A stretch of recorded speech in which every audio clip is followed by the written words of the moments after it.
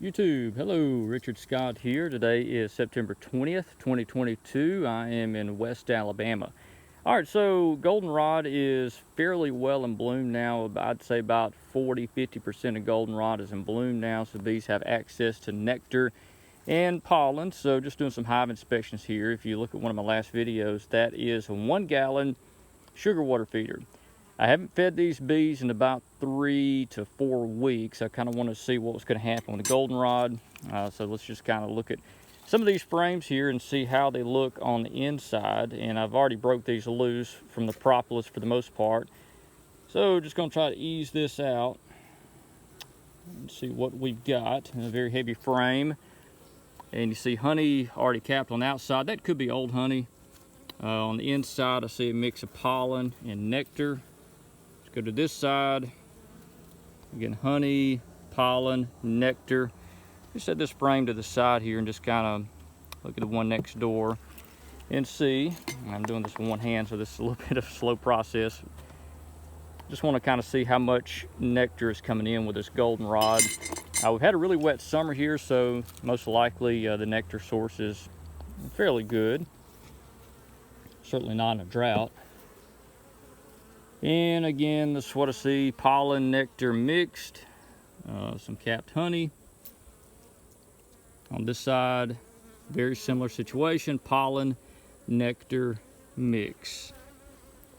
All right, so that's just one hive we're looking at inside here. So we are seeing at least some fresh nectar coming in. I'd like to see that. Bees are working pretty hard now. I've had to cut some grass in front of some of these colonies here because grass is growing pretty tall. But anyway, I'm going to go through these hives, see what we're looking at. I've already gone through these 3 over here, and I did see quite a bit of new nectar coming in. In fact, let me go over here to this one. This one is an easy one to get to. I've already gone through it. And again, my main purpose for this video is just to look back and see how things are looking when we go to next year, this time next year. So let me take this top off.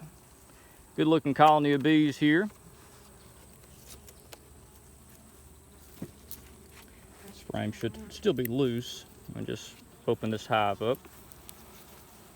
Be real gentle.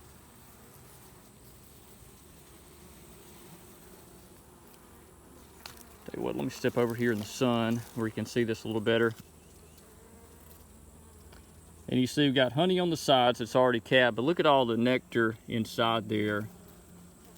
So this colony is filling every cell in this top super with nectar. Looks good. They've got a great food source in this one right here. So I'm not worried about feeding them right now. I think they're gonna be just fine, at least in this hive. Go to the frame next door and just look at it.